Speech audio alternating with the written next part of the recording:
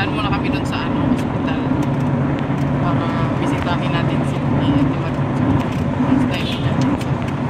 Kaya hindi tayo makapasok doon. Sila ni Dodo. So ngayon hatid po kami ni Justin doon sa sasakayan papuntang Davao. Ang pa lang po namin. Sakay-sakay. Alis-alis lang po namin. Ayan. So sasama muna daw si Alex sa akin ngayon. Uwi na muna siya ng dahil. So ayan, siyempre kasama natin sila Ate Ibin dyan. Ate Brenda at si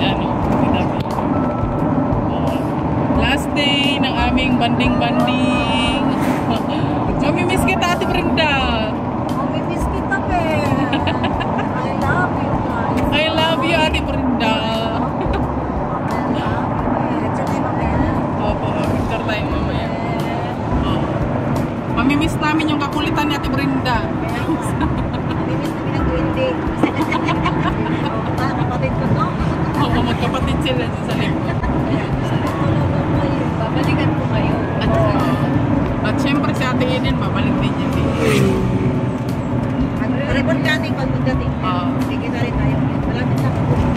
Hindi sa November, tita, di ba pupunta ka sa ribbon cutting ng pabahay ni Papa? Kitahan ako ni Alex. Oo.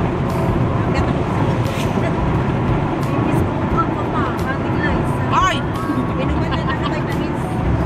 Uy, Ate Eden, nag-inom ka ng vitamins mo, Ate Eden. Tala ka, baka mamay meron. Kasi si Ate Eden nagpo-vitamins siya.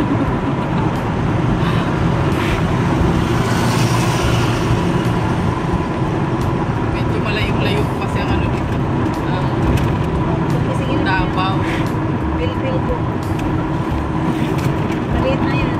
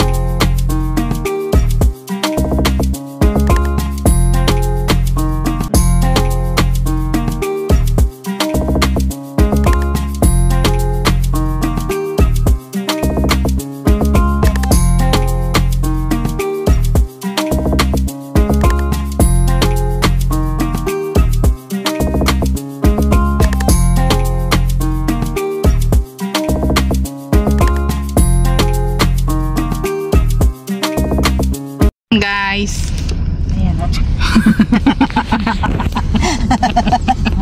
Nagulat siya. Ayun guys. So ayun na nga po, nandito na kami sa Davao ngayon. Magrugi na yung mga kasama ko guys. So, walang tanghalian yan. Hindi pa kami nagtanghalian. Wala kaming tanghalian. Hapon na. Time check, alas 3 na po ng hapon. Pero hindi pa naman nabawasan si Ate Brenda, kaya okay lang yan. Wala pa yan, wala pa. Kulang pa. Oh, mga isang araw daw to po at kahit daw isang araw nun si Ate Brenda, hindi daw yan mapayat. Napagtripan na naman si Brenda. Baklan man ko tubig na Toto Alex Ay, siguro masakit na yung ulo po ni Ate Brenda ngayon. Baklan. Yan, pupunta muna kami kanila Ate Richel. Walang hiya talaga to si Toto. Saan ba ka talaga kami pupunta? Walang hiya ka. Pati siya natalang ka? Binuang na itong Toto na yun eh. Ate Richel! Ate Richel! Yuhu! Walang aso!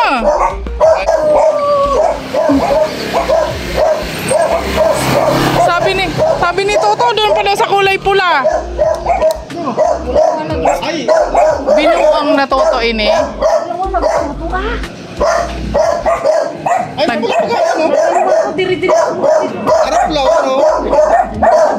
Sabi naman ang kulay.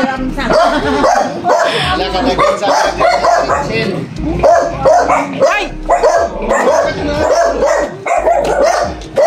Chill guys. Huwag mo mangihi na. Wala ihi. Ang tagig ka karong. Ihi na. Ihingi na sila. Halika dito. Ihi. Yung nasama kami dito, yung mga ano. Ihi. Ang tagig ka karong ko. Bantay kang bantay. Nasi Melon din. Po. Nasi Melon.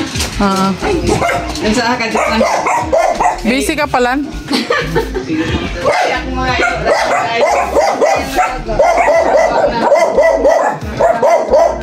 Oo.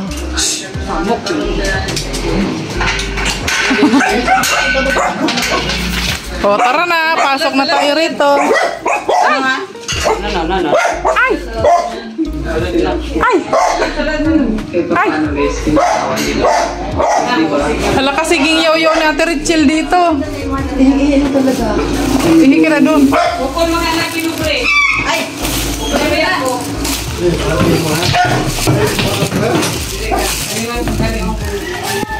Ayan guys. Papunta na tayo sa ano ngayon. Sa hospital. So, drain up lang namin yung mga ano namin. Mga gamit namin doon kanila Ate Richel para wala kami masyadong dala. Tapos, babalik na lang namin mamaya pag pupunta namin ng airport. Saglit lang naman po tayo sa hospital kasi hindi naman po tayo pwedeng pumasok doon sa room kung saan naka-admit si Ate Marito kasi bawal pa talaga siya ngayong dalawin ng kung sino-sino. Yan. So ayun, biyahe na kami papuntang hospital guys. At syempre nakikain na rin kami nung kanila ni Ate Richel. Wala mga ang kaming tanghalian guys.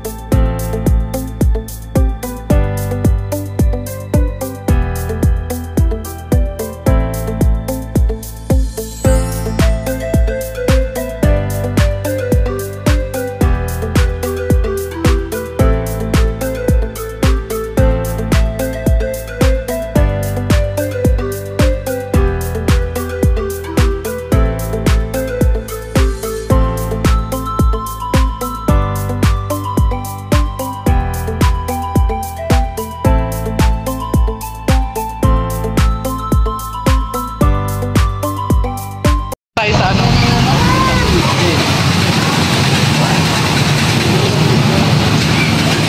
Nandito na po kami sa hospital ngayon guys. Waiting. Kasi uuwi na po kami. Papunta na kami ng ano. Pauwi na po kami ng Dait. Tapos sila ni Ate Brenda. Pauwi na rin po sila. Si Tita Bing. si Ate Eden. Sa 4 pa. Pero si Ate Brenda sa 4 pa po siya uuwi. Kami lang po yung uuwi talaga. Pupuntang dait na ni Alex at kasabay po namin si Ate Eden. Pintayin natin sila ni Dayday kay ano. Bawal lang kasing pumasok doon, guys. Sa dami kasi na nagsipuntahan doon. Ayun. Napansin na ng gwardiya. Parang ang daming dumadalaw kay Ate Maricho. Siguro ano. Kaya ganon. Siyempre kasi maraming nagmamahal, di ba? Sa Matubang kaya maraming dumadalaw. So ayun, hindi na tayo pwedeng basta-basta pumasok doon. Kasi talagang immediate family lang kaya pwede doon sa loob. Kaya hintayin natin sila Dayday. Muna kami guys, maghanap kami ng 7-Eleven. So galing nga kami doon sa loob at hindi naman kami po pumasok doon sa kwarto ni Ate Cho kasi nga bawal nga po siyang dalawin ng kung sino-sino. So sila lang po ang pwede doon, ang pamilya niya. So saka na lang po kung nakarecover si Ate Maricho at tatawagan na lang natin. Malapit na lang siyang ilipat sa ward. Uy, malapit na. Magandang balita na yun para kay Ate Maricho, no? Sana tuloy-tuloy na yung paggaling mo, Ate Cho. Di tuloy tayo nakapagmaratisan, Ate Cho. Marami pa naman tayong kwentong pagpipintuhan.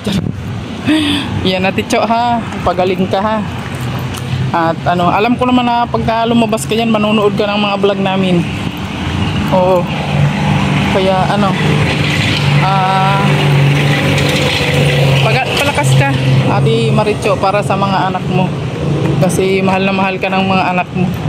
Ayan. At talagang pero supportive sila, all force talaga yung mga anak mo nandyan sa hospital, nagbabantay sa'yo. Kaya kayang-kaya mo yan, Ate Cho. Laban lang sa buhay, Ate Cho. Ayan. So kami ay maghahanap muna ng 7-Eleven dahil wala nang panggastos yung aking mga junakis, guys. Pauwi naman kami ngayon, kaso nga lang wala silang pang budget bukas. So maghanap muna kami ng ano, at sila naman ni Ate Brenda, si Ate Ida, at saka si Tita Bing nandun sa loob. Pero parang ang layo din nalalakad natin, di? Lapit lang yan. Pag angat mo dyan, sit na yan eh. Ay. Meron tayong makuha dyan. So ayan guys, last day po namin ng pag-visit dito sa ospital kay Ate Maricho. Ayan. Talagang nanibago lang po kami guys kasi nga syempre hindi naman ganun sa Ate Maricho, 'di ba? Nung nasa diet siya, nung ano siya kahit nung nandito siya sa Malalag, hindi naman siya, 'di ba? Parang nakapanibago lang na bigla talagang nagkaroon ng ganung pagsubok si Ate Cho. So ayan. Hanggang dito na lang muna yung ating vlog for today guys sa ating pag-visit dito sa ospital kay Ate Cho, no? Ipag-pray po natin si Ate Cho. Ngayon po kailangan po nila ng dasal, no? Ngayon po nila kailangan ng ating dasal sa pamilya po ni Dodong Ruel, no?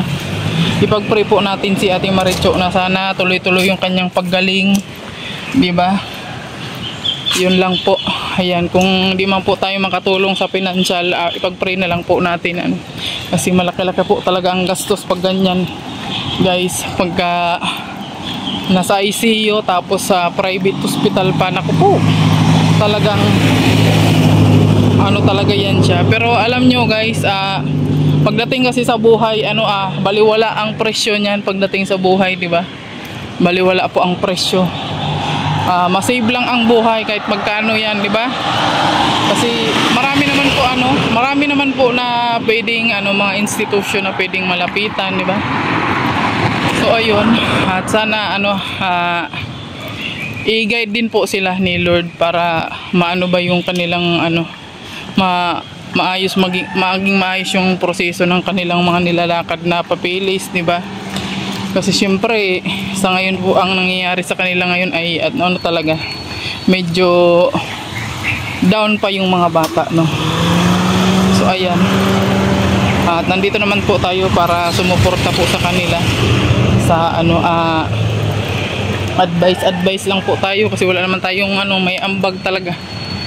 Kaya hanggang sa advice lang po tayo. So ayan, hanggang dito na lang muna yung ating vlog for today. Thank you for watching. Ayan, God bless you all. Bye bye na po. At see you po sa sa